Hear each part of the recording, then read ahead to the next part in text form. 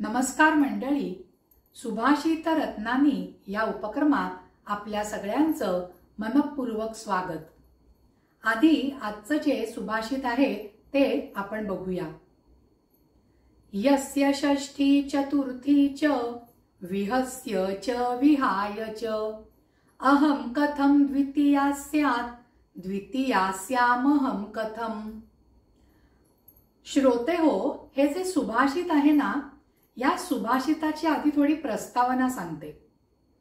एक लग्नाला उपवर झालेली जी मुलगी आहे, जी आता लग्न करण्याच्या वयाची झालेली आहे, तिने आपल्या भावी पतीकडनं कोणती अपेक्षा व्यक्त केलेली आहे, काय म्हणत आहे ते या श्लोकामध्ये दिलंय बरं का। पहिल्यांदा सुभाषितकार म्हणतात, यस्य षष्ठी चतुर्थी च विहस्य च विहाय च, म्हणजे जी व्यक्ती, जो मुलगा विहस्य या शब्दाला षष्ठीचं रूप मानतोय। ज्यांना संस्कृत भाषेचा अभ्यास आहे त्यांना माहिती असेल की विहस्य म्हणजे हसून हे ल्यबंत अव्यय आलेलं आहे, षष्ठी विभक्ती नाही।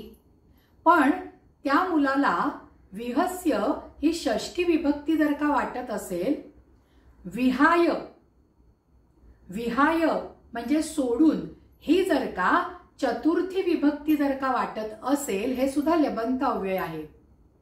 आणि खालच्या ओळीवरती त्यांनी म्हटलेलं आहे, अहम कथम द्वितीया स्यात्, आणि अहम हा शब्द द्वितीया विभक्तीचा वाटत असेल। अहम हा शब्द अस्मत् या सर्वनामातलं प्रथमा विभक्तीचं रूप आहे। अहम, आवाम, वयम, प्रथमा, अहम। पण जो मुलगा अहम या शब्दाला द्वितीया विभक्ती मानतोय, कथम या शब्दाला सुद्धा द्वितीया विभक्ती मानत आहे, तर अहम कथम द्वितीया स्यात् म्हणजे अशा मुलाबरोबर मी लग्न कसं करू, किंवा अशा मुलाची मी पत्नी होऊ कशी। काय म्हणतेय ती मुलगी, असं सुभाषितकारांनी वर्णन केलेलं आहे। यस्य षष्ठी चतुर्थी च विहस्य च विहाय च अहं कथं द्वितीया स्यात् द्वितीयास्यामहं कथं, म्हणजे मला सांगा, जो मुलगा विहस्य आणि विहायला ल्यबंत अव्यय आहे हे समजूनच घेत नाही आहे, अहम आणि कथमला द्वितीया विभक्ती मानतो आहे, तर त्या मुलाची मी पत्नी कशी होऊ। म्हणजे श्रोते हो, ती मुलगी इथे सूचित करते की जो निरक्षर आहे, ज्याला बेसिक ज्ञानच नाहीये संस्कृतचं, पायाभूत संस्कृतचं ज्ञानच नाही आहे, अशा मुलाबरोबर मी विवाह कसा करू।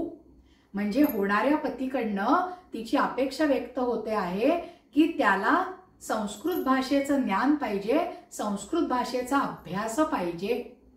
आणि त्यावेळेला बहुतेक करून ज्ञान भाषा, अध्ययनाची भाषा संस्कृतच होती। म्हणजे तिचं म्हणणं थोडक्यात, जो निरक्षर आहे तो मला पती म्हणून नको। लक्षात आलाय मंडळी या सुभाषिताचा अर्थ। आपला आजचा हा भाग इथेच संपलेला आहे।